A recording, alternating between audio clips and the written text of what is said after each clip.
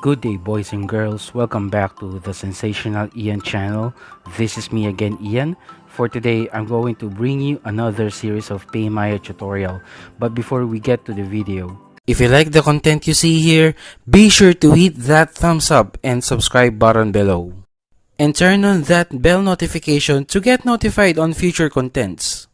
Also, please don't forget to share it on your social media accounts. Let me shout out to these following peeps. RMB Clan, Teso Channel, Maricar Kabangbang, June Ortiz, Joyce Andalit, Rizena Kitchen, Erica Joy Mojica, Mark Nelson Gulfan, and Glam Chick by Gliaza. Be sure to show them some love and support. The video that I'm going to teach you is about how to pay your bills using PayMaya. With the COVID-19 pandemic that we are experiencing right now, I know it's not that easy to pay your bills directly. So we have to consider some factors like we need to wear face mask when we go outside. Also, social distancing, as well as the time that we're going to spend just to pay your bills. My aim here is to help everyone, including myself, to utilize or maximize what we have or what we can do. Especially we know that internet is nowadays a necessity for us. So without further ado, let's go ahead and get into the video. I'm using my phone para sa tutorial na ito.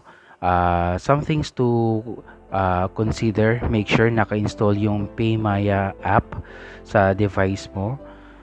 And in my case, it's Android, so naka-install siya sa Android phone ko.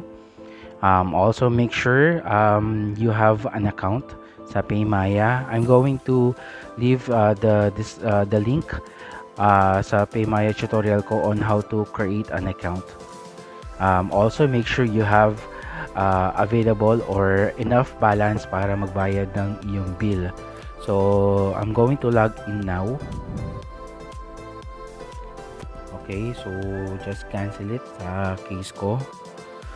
As you can see, I have an available balance of 1,922 pesos and 86 centavos. So, I'm going to pay my Globe broadband bill. So, let's go to bills. As you can see, ang daming institutions or organizations na cover ni PayMaya. So, from telco to banks, and then also government institutions. But in my case, I'm going to pay my Globe broadband.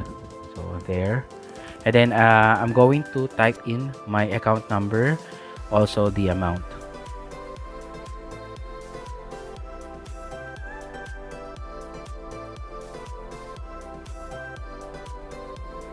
The amount is 1,899 pesos.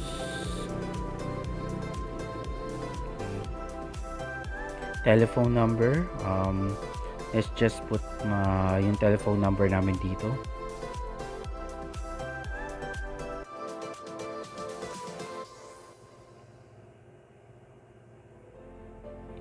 And then yung due date. Sa case ko, it's May 10.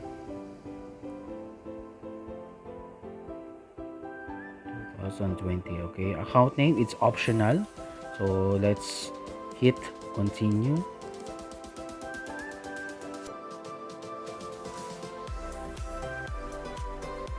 Okay, this is the confirmation page. It shows the amount that I'm going to pay, the account number, telephone number, due date, and then there's no bill or convenience fee. So let's hit pay.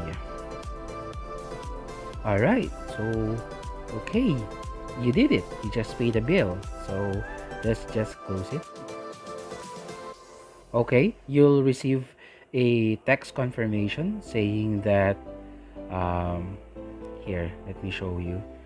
Okay, so about nag-proceed yung payment. Okay, so I have an updated balance of 23 pesos and 86 centavos. That concludes the tutorial video. If you find it useful or if you enjoyed watching it, hit that subscribe button. Also turn on that notification bell to get updates on my future contents. And don't forget to share it on your social media accounts. Once again, this is Ian, the Sensational Ian. God bless everyone and see you boys and girls next time. Cheers!